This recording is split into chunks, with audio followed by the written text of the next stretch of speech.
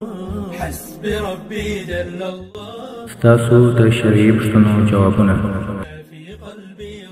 السلام علیکم، زه ستاسو ورور په نوراني لا چینل کې ستاسو شرعي پوښتنو ته د قرآن او صحیح حدیثو پر بنسټ جوابونه درکوم. ان شاء الله د دې به تل هڅه کوم چې تاسو زړونو ته د دین روښانه لار ورسوم.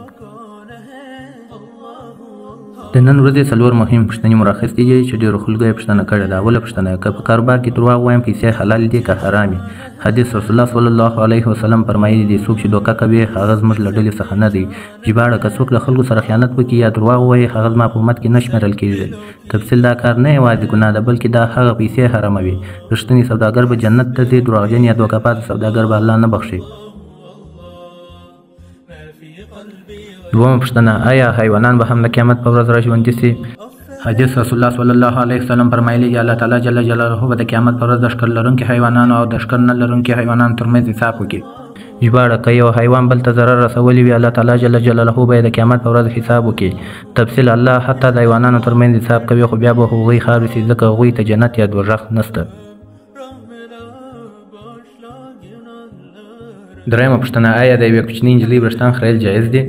حدیث نبی صلی الله علیه وسلم د حسن او حسین وریښتان وخریل او د وریښتانو وزن اندازه د سپینو زرو صدقه ورکړه. ژباړه: کله چې بیبي فاطمه رضی الله عنها ته زوی حسن پیدا سو نبی صلی الله علیه وسلم د هغه وریښتان وخریل او د وریښتانو د وزن په اندازه د سپینو زرو صدقه ورکړه.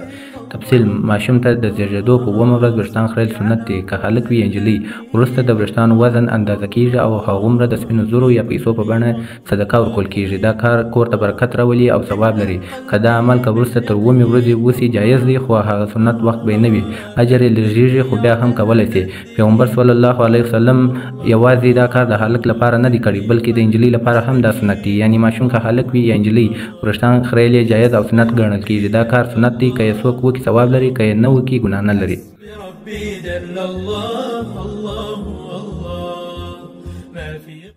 څلورمه پوښتنه: آیا د دعا کولو وختونه مهم دي؟